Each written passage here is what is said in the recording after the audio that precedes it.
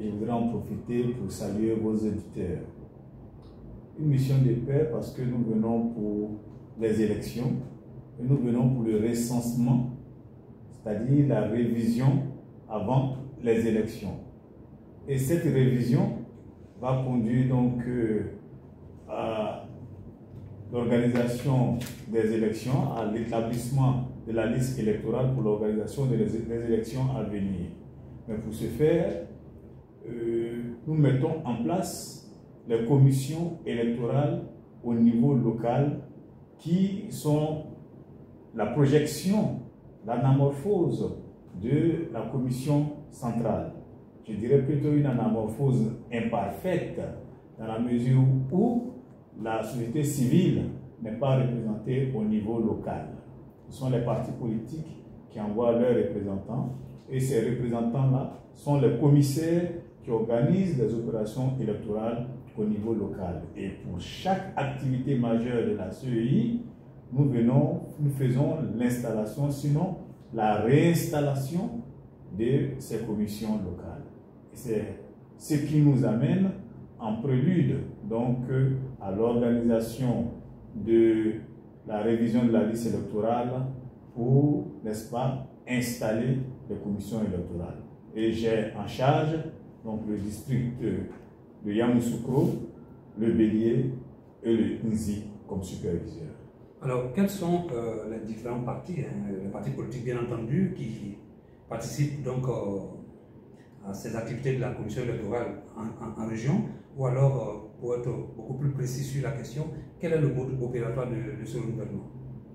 Le mode opératoire, en fait, les partis qui sont sortis des accords, n'est-ce pas, du dialogue politique ancien, pas le dernier, ont désigné les partis et l'opposition à 4 membres, le parti au pouvoir à 3 membres, l'administration à 1 membre, donc ça fait 8 membres. Et ce sont ces 8 personnes, ces 8 personnalités-là qui forment la commission électorale locale. Donc il s'agit pour nous de venir mettre en place, de venir d'abord installer cette commission locale et de mettre en place le bureau de cette commission locale. Et nous préconisons qu'il y ait un consensus, qu'il y ait l'opposition dans le bureau, qu'il y ait le parti au pouvoir dans le bureau et qu'il y ait la représentation de l'administration dans le bureau. Si le consensus amène à cela, en tout cas, c'est ce que nous souhaitons. Mais il arrive des fois où c'est peut-être l'opposition, ceux qui se retrouvent dans le bureau, comme ce que j'ai constaté à Djekanou. Et ben voilà, c'est la démocratie. Nous préconisons que l'élection se fasse de façon démocratique quand il y a un consensus. Ce consensus-là même est validé par le vote. Alors, de façon générale, nous avons combien de membres au niveau de ces commissions locales? Toutes les parties y compris, bien sûr. Nous avons 8 membres. D'accord. Depuis donc, le 19, vous êtes en mission, vous l'avez dit tout à l'heure, dans la région du Bélier, du Nzi, et aussi dans le district autonome de Yamoussoukro. Aujourd'hui, quel bilan vous pouvez faire pour de cette mission?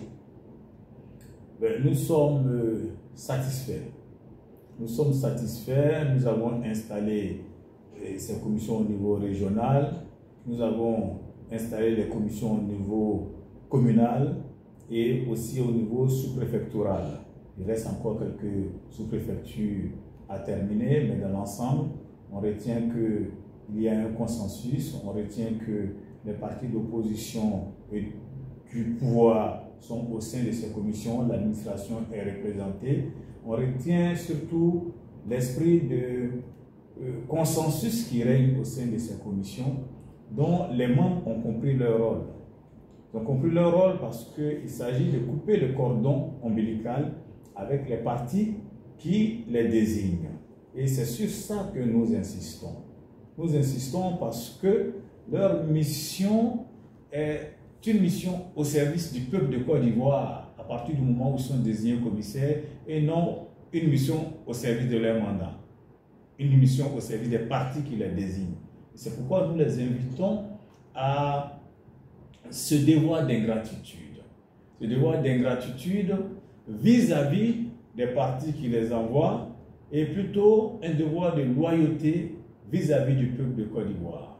Et c'est en cela que je leur dis, nous avons notre conscience pour juge, nous avons Dieu pour ceux qui ont la foi pour juge, et nous avons le peuple de Côte d'Ivoire pour juge. Et c'est vis-à-vis du peuple de Côte d'Ivoire que nous devons être loyaux et non vis-à-vis des individus. Le travail que nous faisons est un travail important pour la vie de la nation, parce qu'il s'agit de garantir la paix.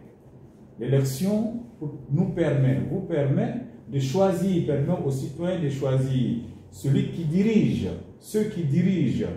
Mais en même temps, il faut comprendre que l'élection ne doit pas être source de conflit. Et pour la commission dont nous sommes membres, nous avons pris sur nous de relever le défi, qui est qu'il ne faut pas que par nous, le malheur arrive en Côte d'Ivoire. Et donc, nous avons une obligation d'impartialité, de neutralité, d'indépendance vis-à-vis des partis politiques, vis-à-vis des associations et structures de la société civile qui nous désignent, parce que nous avons pris conscience de l'importance de notre action pour la paix dans notre pays. Et le vivre ensemble que nous avons, ce melting pot que nous formons, nous voulons travailler, n'est-ce pas, à renforcer ce vivre ensemble. Nous voulons travailler à plus de paix dans notre pays. Nous voudrons qu'avec le président Ibrahim Kuber à la tête de notre commission, nous voulons que l'histoire retienne que cette génération de commissaires-là, n'est-ce pas, a été une génération qui a travaillé dans le sens de l'intérêt du peuple de Côte d'Ivoire et non dans le sens de l'intérêt de groupuscules ou d'individus.